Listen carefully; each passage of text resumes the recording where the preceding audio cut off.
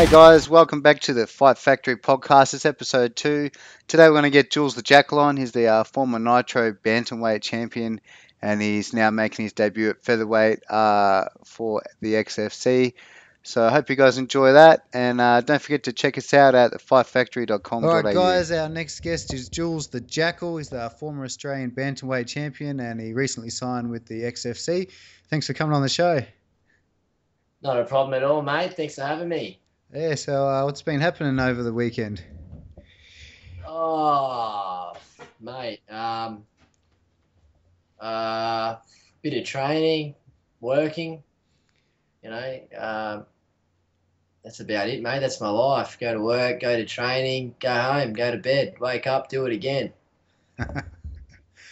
All right, so yeah, we'll just get into it. I've got a few questions here lined up already. So, how do you feel that has MMA grown over the last few years? Is there more guys to train with, more guys to fight in the lighter weights, or has nothing changed at all since the UFC came back in 2010? Oh man, it's changed. Like I mean, you got more people. You got more people following a lot more interest in the sport, obviously. But these people that have just come up in the last year or two, they've got no part in my camp or my training anyway, or any professionals at this stage anyway, because they're not at that level yet. But so in the last 2 years, I mean, the doors and windows have opened up to for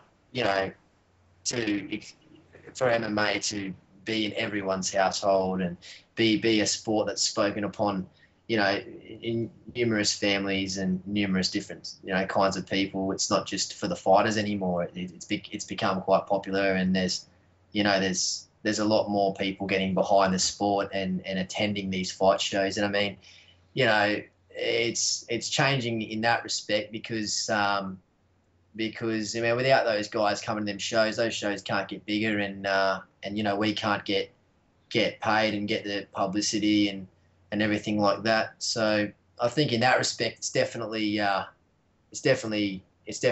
and it's definitely changed. But I mean, as far as training and inside the gym goes, I mean, I don't know if too much is changing at all. So it's still a couple of years to go before we start getting a few more high level guys coming through. Yeah, I mean, we've got a few high level guys now going overseas and coming back, and I guess that shares, that they share their experiences, with the others, and gives other guys in the gym an opportunity to learn new things and better their game, as an athlete and as a fighter. And they share those. They go over there and pick up little secrets and bring them back to us. So, that's always good. But I mean, there hasn't really been anyone, from, overseas come out here to train and to work with us, up and coming fighters of Australia. Yeah, yeah. What about, I suppose, if a couple of these new guys that are coming through, is there any sort of chance that these guys are going to be able to train full time and purely fight, or is Australia still a few years behind and you're going to have a full-time job, part-time job plus fight professionally? Oh man, I'm not. I don't even know. I mean, I don't know what it's like overseas for fighters, but over here, definitely, you can't just, you can't get by just fighting. It just hasn't got to that level yet, I mean, we all try and just be fighters and, let our jobs go and try and do what we can to get by and just train full time. But it's hard, man. Not many guys get through it for too long before breaking and going back to work. And that's the thing. So many great fighters in our country have struggled because of the money. Yeah. And as everyone knows, it's around the clock sort of work.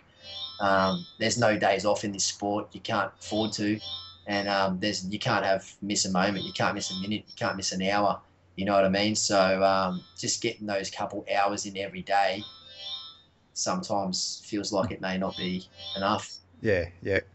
I definitely think that we in this country, as far as MMA goes, no one's just fighting and not working. You know what I mean? If they are, I mean, as I have before in the past, I ate a fucking wheat bix for dinner, mate. Oh, I think I even like remember like Frankie Edgar saying like when he first had his title shot, he was still working as a plumber full time. So, maybe Well, even over in the States, they're not getting those opportunities. that's what I'm thinking, man. Before coming to MMA, I was a professional footballer, and even the football players have to work. And I remember being blown away when I was a youngster. I got my first scholarship overseas in the UK, and I remember seeing Andy Cole from Manchester United working in a fish and chip shop, and it fucking shocked me. You know, that's crazy. And I mean, that was before he blew up, but at the same time, he was still first team, at Man United under Alex Ferguson under the time. And, people, with money like English football, I mean, fuck, if you can't, if you still got to work in the fish and chip shop, mate, it doesn't really give us much fucking hope, does it? And just in case, not everybody knows, you got a new tooth. Oh, yeah, mate, you noticed It's that. glistening on the screen. That's it there. What's that? Yeah. What is it? 18 karat white gold, or what are we talking? Uh, it's I don't know how many carats it is, man. It's white gold. I think it would be about 18 carat. Yeah. Yeah, yeah, nice. Yeah, Yeah. so one sec. Yeah, so how long do you reckon before we might see an Aussie challenging for a world title in one of the bigger promotions? Do you We reckon, talking like what for the UFC? yeah, like UFC or maybe even like Bellator or something? Do you reckon that's 5, 10 years away or? Oh man, who knows? I mean, it's hard to say. I couldn't tell you, man. There is a lot. I know there is a lot of talent. I mean, you know what? We might have. I mean, with Tahuna and Shogun having that fight back in Sydney, I think if it had gone the other way, and he didn't get clipped, he might have been in the running for something. Yeah, He might have been close now. So we are there. Um, we're getting there. We're climbing. I know. Soteropoulos is he got close too at one stage there. Um, yeah. it's hard I to say. suppose. I I, think. I think. oh, you're right. Go for it, man. I was just thinking like Ireland about 2 years ago didn't have anyone either. They were just doing regional shows and stuff. So you know, Yeah, maybe we just need someone to start talking the talk and walking the walk. mate. I definitely think it helps. I mean, we're talking about Conor McGregor right now, and he's living proof of what your mouth can get you. You know what I mean? I reckon he's living proof of that whole fake it till you make it. I mean, it can't take away from the guy that he's got the fucking skills. You know what I Yeah, mean? And he's got the work ethic and everything like that. He's great, but I mean, he hasn't been he hasn't had to put up a fight yet. These guys have been beat before they even get in there. It yeah, has everything to do with the way he carries on outside of the cage and the way that he affects the way people think. It's different when someone small time like me is doing it or whatnot because I don't bring fucking millions of people, and that's the thing is that he has the opportunity to be on a big screen, and with the more people, the more whispers, the more energy that gets inside you, the more you're going to fold, the more you're going to believe it. So the more people that get behind, someone's word like that, the more impact it's going to have on the opponent. So I mean, I'm only on the small screen right now. There I am down there on the bloody little passport photo down there. But the funny thing is when these guys are doing it the same thing, and when they get up there on the big screen, they're bringing in thousands and millions of people, of viewers, and that's what I mean. It brings on a different type of energy, and if people struggle at this level, I mean, when they get up there, it's gonna be a lot harder. That's for sure. The pressures of for fighting, or the things that people put you under, or what your opponent puts you under, and then you go in there and fight and perform. So that sort of stuff does have a big impact on people, whether they say it doesn't or not. It does. Yeah. We're bloody human. We've got feelings. We've got emotions. You know what I mean? That's something we cannot control. There ain't no defense for that. I promise you. Well, yeah, I guess that's something you've done on like a smaller scale is you try and win the fight before you get in there. So, like, how early in your career did you realize that that's what it's part of the game anyway. It's something that helps. Um, Basically, I mean, I started doing that. I mean, from the get go, really. Um, People were okay with it when I started because not many people knew much about it, or not many people knew, anything about me. And then as I kept doing it, it just grew and grew and grew. And half of it was just humour for my followers, and the other half was serious shit for my opponents. And I try and combine the two as a form of hype, as a form of entertainment, as a form of interest, as a form of a story, creating a fucking fight. That's what I like to do. I mean, I know people say that the matchup has created the fight, but I like to create a little bit more reason than that. Yeah. Oh, it seems to be working. Like I live in the Northern Territory, and I'm hearing about you, and you're over in Queensland, so we don't really hear too much about the shows over in Queensland. I've heard a fair bit about what's happening down in Melbourne and that, but yeah, your name came up, and it was through stuff like doing your videos and weigh-in videos, stuff like that, that got some attention. So it's working.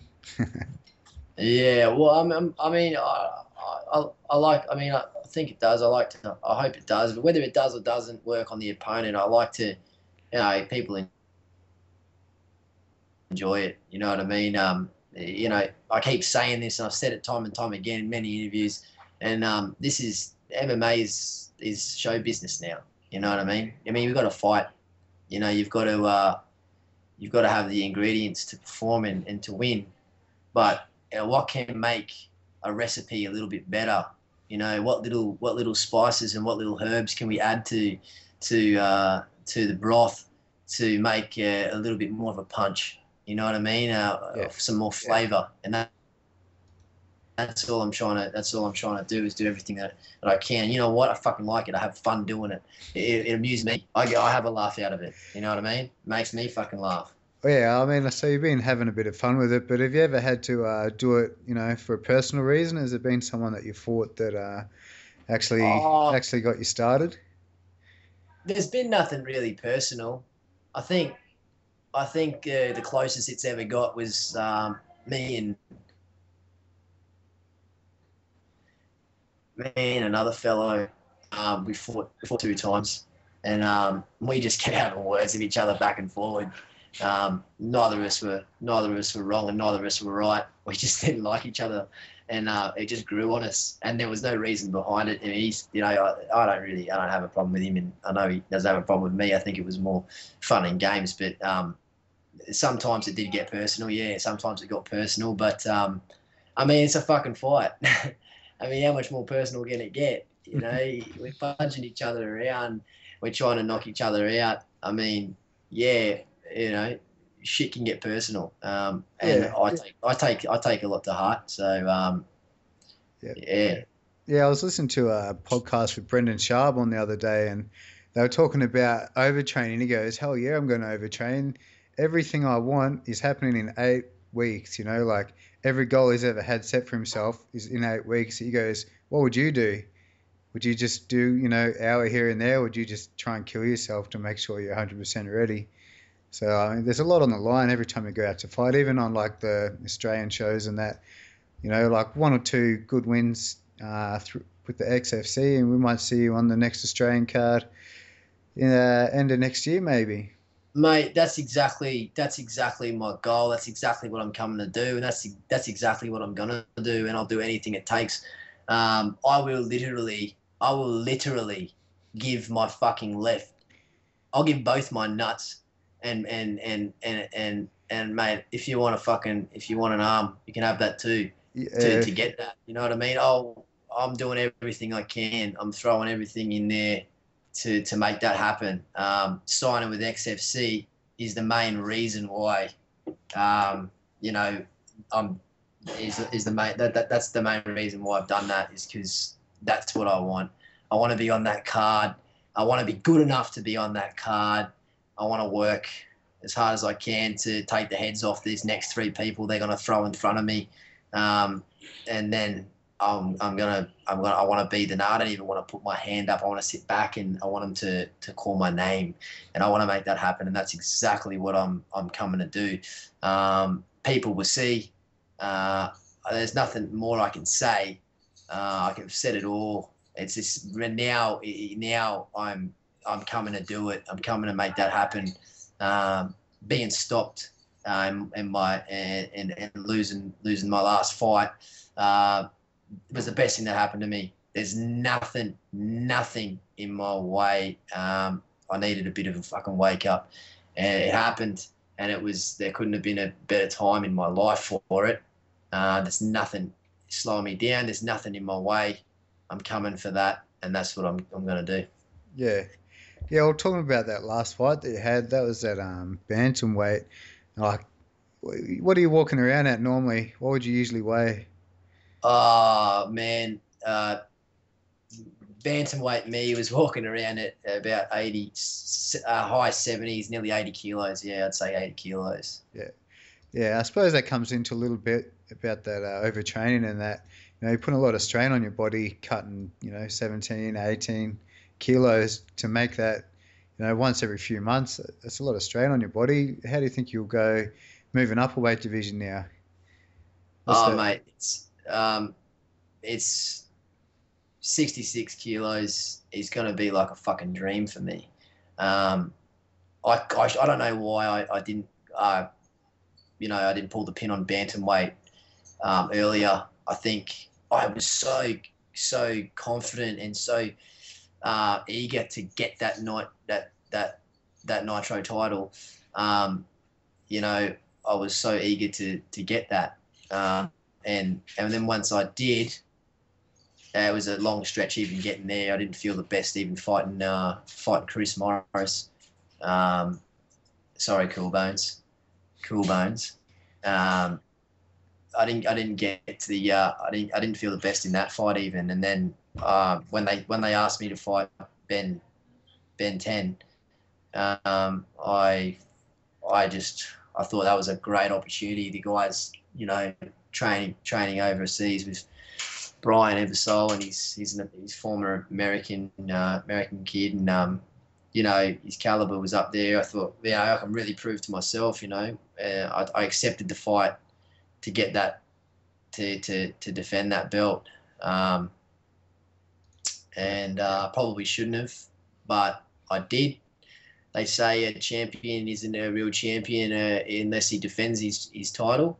Yeah, And I thought, it's before handing it back in, before going up to 66, I think I'll give it one more shot. And it was a long last stretch for me. And I came in overcooked, and it showed on the night. Um, you know, what can you do? Uh, yeah. it's gonna. Oh, I mean, it's gonna be a lot better for me at 66. I can't wait. I feel good now. I'm walking around in a lean 70 kilos. I've never been so dedicated. I've never been so lean. I've never been so small before a fight. 5 months I've got until then. Sitting around this weight, fit. I'm ready. I'm waiting. You know what I mean? yeah, Excited about this XFC card. Um, I'm going to be at the November fight, number one XFC, to watch. I'm interested to see this Ivory and Jacob Mahoney. Jacob Mahoney's a fucking he's a little legend at that weight. I fought him before. He's a good dude, and Yeah. he's got skills, man. He's time and time again proven himself. He's got his stats up there. He's fought a lot. And this Ivory, I don't know too much about him, but you know, I think I'll be behind Mahoney for that one. I'm really excited to see that fight, but most of all, I want to see the 266 kilo champions go at it. Shane Young and Adrian Rodriguez. I'll be there to see what goes on there, because that's that's my meal ticket right there. So I'm going to be interested to see, and I'm excited for that. So Yeah. Yeah. Yeah. So what do you reckon might happen? If after the fight you're going to jump in the cage and start hyping the fight, or what's the? mate, I just, that's the thing, man. With the hype game for me too is I don't make this shit up. I act on my feelings. And it is all truth. I don't really make any shit up. It's how I feel. It's how I think. You know what I mean? And the funny thing is that people do find that humorous, but I'm not too sure. I'm actually trying to be that funny. I'm just putting Just it being out there. you? Yeah. Yeah, that's it. And that's the thing. I mean, if I feel like it, who knows what I'll fucking do. But I am a hype guy, and you know, who knows what'll happen. But I'm definitely going to see that fight. You probably will see me up there. They might even ask me to come up and and have a chat, because I will be main eventing the following XFC. Yeah. We haven't got an opponent as yet, but we'll see who they give me. We'll see what we get, and I'm excited. I'm excited. I'll take anyone. You know what I mean? But I do want the best. I Yeah. do want the very best they can give me. And Justin Lawrence, he'll do that. He'll make sure that he puts the best in there. Hey, I was just thinking, was there any fighters that you used to look up to, when you first started getting into the fight game? Like, were you a Bruce Lee or a Muhammad Ali guy? Oh man, fuck Bruce Lee, man. I was a Muhammad Ali guy for sure. Muhammad Ali, Mike Tyson, all day, every day. Loved them. Loved them both. You know what I mean? That's Yeah. the thing. I love these guys, you know what I mean? And that's why I do what I do. And I'm just learning from the best. I love Mundine. I love what he does, and I think it's smart. I think those guys are smart. People weigh things up in their own heads so differently. I measure greatness and intelligence in these sorts of ways. So, Muhammad Ali, what he does inside and outside the ring, Mike Tyson, and guys like Mundine soon after that taught me a lot. You know what I mean? Yeah, Mundine's done a great job. Like, I live in Alice Springs, and every time I go to watch a fight, I mean, all the Aboriginal people are there hoping that he loses. So, but at Yeah, the end of the day, they're all there paying to watch the fight. So, that's it. That's exactly yeah, right. You got haters. You got people that love you. You got people that hate you. That's every single fucking soul counts. yeah, Every single one. You know what I mean?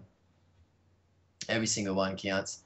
The thing is too is that you know I mean, Bruce Lee, you mentioned before, he was a purist. He was an artist. yeah, He didn't really say too much unless it was precisely had something to do with martial arts and way of living and everything like that. That's the only time he would speak, and that's good. But I think what makes such a more greater athlete is the humour and the personality behind it too. And I think that's why Muhammad Ali was so big. In my opinion, I think far greater than Bruce Lee. Bruce Lee was doing things a long time ago, and so was Muhammad Ali. But I mean, I compare the two. yeah. I I love. suppose Bruce Lee would have been your weight division as well. If he was Oh, a current day fighter, how do you reckon you would who have gone knows? there? Who knows? I've already fought him. I fought him. I fought. Fought him on the UFC game. Yeah, I fought him I fought Bruce Lee in my last fight. Yeah, Apparently. Uh, yeah. The American Bruce Lee. yeah, that's it, mate. That's it. Yeah. But yeah, Oh, Yeah, is there any sponsors or anyone that you want to thank? Anyone that's helped you get to this point? Um, yeah, man. There's a lot of people. Fuck. Man, there's so many people that have helped me get here. They know who they are. But at the moment, I'm running with, a few different people. The Young Hearts, they're helping me out. There's a company called Badger Honey. Those guys are doing cool things for me, and Skull and Bones over in the UK. They're uh, they're a cool company. They're doing good things for me too. Well, what do they do? That's just all apparel, man. Yeah, Just all apparel. They make some special shirts for me and stuff like that. And the Young Hearts are the same, but an Australian company. Two different sort of genres of things. But I mean, I'm not. I mean, the fight gear for me, it's like it's like the Bruce Lee shit. You know what I mean? I'm into market. I'm into the marketing side of things, and I like to give people what they're gonna wear and something that's gonna look good, rather than something they're gonna go and train in. So I like to stick with street apparel as yeah, yeah, sponsors. yeah. That's just what I do, Ah, cool. Oh, well, yeah. Thanks for coming on the show, and yeah, we'll try and get your name out there a bit more, and I'll mate. we'll be looking forward to 2015 anyway, and we'll get you back on when you got the belt around your waist. Mate, that's I'm coming to get the fucking the strap. I'm coming to get the XFC strap. I don't know who's gonna have it. I don't care. I'm coming to take that thing. I want to prove that I'm the best. I was the best Bantam. I'm gonna prove it by being the best 66, 66 kilo featherweight fighter. I'm excited for XFC. I want to say, don't miss the next fight, November 1. XFC is one of the biggest, if not the best, promotion in the country. I mean, these guys, if you look back far enough, have brought in, and set off the guys like, Kyle Noak, Hector Lombard, which Justin actually managed the both of them at one stage. Soteropoulos has fought his debut, I think, on XFC. Tahuna, Dylan Andrews, like everyone that's sort of, and so many more, man. You look it up. This company's been around. They're the original OG. They went off the tracks for a little bit and they shut down for a while, but they're back now and better than ever. And they're finding the best talent. They're putting it out there, and I want everyone to make sure they get down at the next show, November 1. I'll be there, and then I will be fighting in February, maybe early March, for the show after that. Want to give a big shout out to XFC and thank Justin for signing me up and putting me on the show. And I want to also say that anyone who's going to get in my way, you're going to be up. I think anyone who's sitting at home right now thinking that I'm going to come out there and anything like I felt in my last fight, then I think they're sick and they're mistaken, and they're that sick that I'm going to feed them their medicine and they're going to get every fucking dose. So Sounds good. come Yeah. and do that. All right, man. All right. Thanks heaps for the little sit down and Yeah. little chit chat. Yeah. All right. No worries. I'll catch up with you soon. Awesome, mate. All right, guys. That was episode 2. I hope you guys enjoyed. Julz the Jackal is an interesting character, and yeah, we wish him all the best in the future. And don't forget to check us out at thefightfactory.com.au.